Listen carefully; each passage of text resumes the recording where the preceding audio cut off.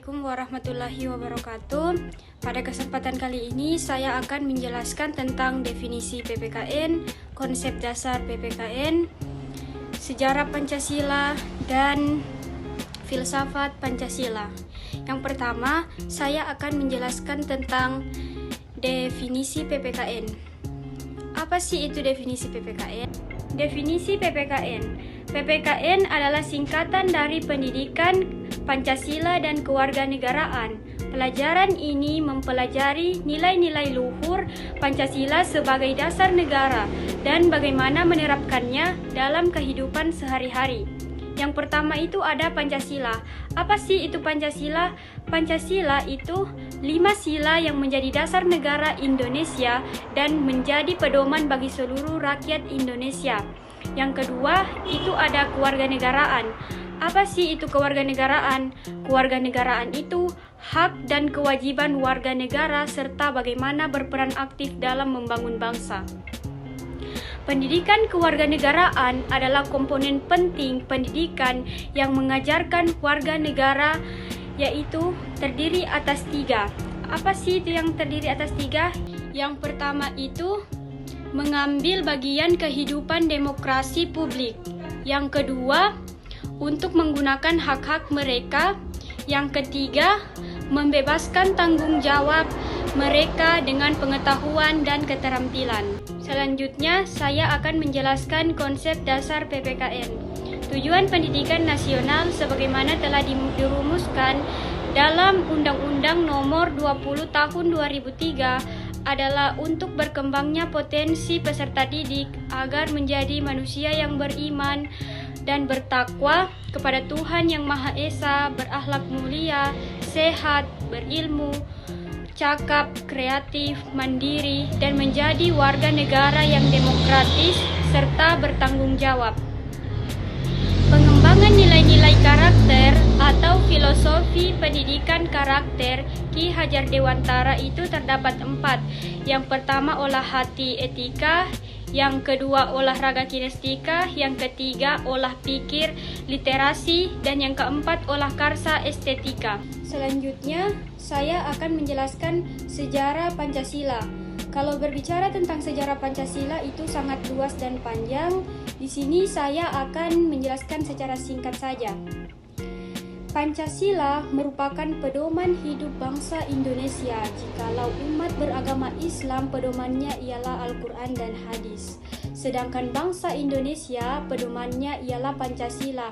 Bukan hanya sebagai tulisan dan pengakuan saja, tetapi Pancasila haruslah dijiwai dan diamalkan dalam kehidupan sehari-hari. Mulai dari sila pertama yang diwajibkan memiliki agama dan mentaati perintah dalam ajaran agamanya masing-masing. Agama di Indonesia terdiri atas 6, yakni Islam, Kristen Protestan, Kristen Katolik, Hindu, Buddha, dan Konghucu. Bukan hanya sila pertama saja yang harus diamalkan, tetapi sampai kepada sila kelima yang harus memanusiakan manusia, artinya berjiwa toleransi maupun bersolidaritas karena manusia saling membutuhkan dan tidak dapat hidup sendiri. Soekarno mengatakan, jangan sekali-kali meninggalkan sejarah. Dan filsuf Yunani yang bernama Cicero 106-43 1 Masehi yang mengungkapkan Historia Vitae Magistra yang bermakna sejarah memberikan kearifan. Khazanah budaya bangsa itu ada 3. Yang pertama, Kerajaan Kutai, Kerajaan Sriwijaya, dan Kerajaan Majapahit. Bahkan pada masa kerajaan, istilah Pancasila dikenali yang terdapat dalam buku Negara Kertagama karangan Prapanca dan buku Sutasoma karangan Empu Tantular. Dalam buku tersebut, istilah Pancasila di samping mempunyai arti berbatu sendi yang 5. Yang pertama itu ada usulan rumusan dasar negara Indonesia oleh Insinyur Soekarno yang Yang pertama itu ada kebangsaan Indonesia, yang kedua internasionalisme atau peri kemanusiaan, yang ketiga mufakat atau demokrasi, yang keempat kesejahteraan sosial, yang kelima ketuhanan yang berkebudayaan. Usulan rumusan dasar negara Insinyur Soekarno awalnya diberi nama Pancadharma. Namun atas petunjuk ahli bahasa, rumusan dasar negara dinamakan Pancasila. Pancasila terdiri dari dua kata, yaitu panca dan sila, yang memiliki arti 5 asas atau dasar. Setelah semua usulan ditampung, maka kemudian dibentuk panitia kecil tersebut, dikenal dengan Panitia 8, bertugas menyusun dan mengelompokkan semua usulan tertulis. Nama anggota 8 yaitu Insinyur Soekarno, Muhammad Hatta, M. Sutarjo, Kartodikusumo, Kiai Haji Wahid Hasyim, Ki Bagus Hadikusumo, RD Otto Iskandar Dinata, Muhammad Yamin, MR Alfred Andre Maramis. Dan setelah itu terjadi perbedaan pendapat, maka dibentuklah Panitia 9 bersidang pada tanggal 22 Juni 1945. Panitia 9 mencapai satu persetujuan tentang rancangan pembukaan hukum dasar. Rancangan pembukaan hukum dasar yang pertama oleh Soekarno. Rancangan pembukaan hukum dasar ini diberi nama Mukadimah. Yang kedua oleh Muhammad Yamin diberi nama Piagam Jakarta, dan yang ketiga oleh Sukiman diberi nama Gentleman Agreement. Pada sidang kedua BPUPKI 10 sampai 17 Juli 1945, Mukadimah disepakati oleh BPUPKI dan beberapa kali terjadi perbedaan pendapat dalam merancang rumusan dasar Pancasila. Jadi ada sila pertama yang dirancang kembali dan setelah disetujui jadilah Pancasila sebagai dasar negara Indonesia. Selanjutnya saya akan menjelaskan tentang filsafat Pancasila dan pendidikan. Apa sih itu filsafat? Jadi istilah filsafat secara etimologis merupakan padanan kata falsafah, yaitu Arab, dan filosofi Inggris yang berasal dari bahasa Yunani filosofia. Kata filosofia merupakan kata majemuk yang tersusun dari kata philos atau philein yang berarti kekasih, sahabat, mencintai, dan kata sophia yang berarti kebijaksanaan, hikmat, kearifan, pengetahuan.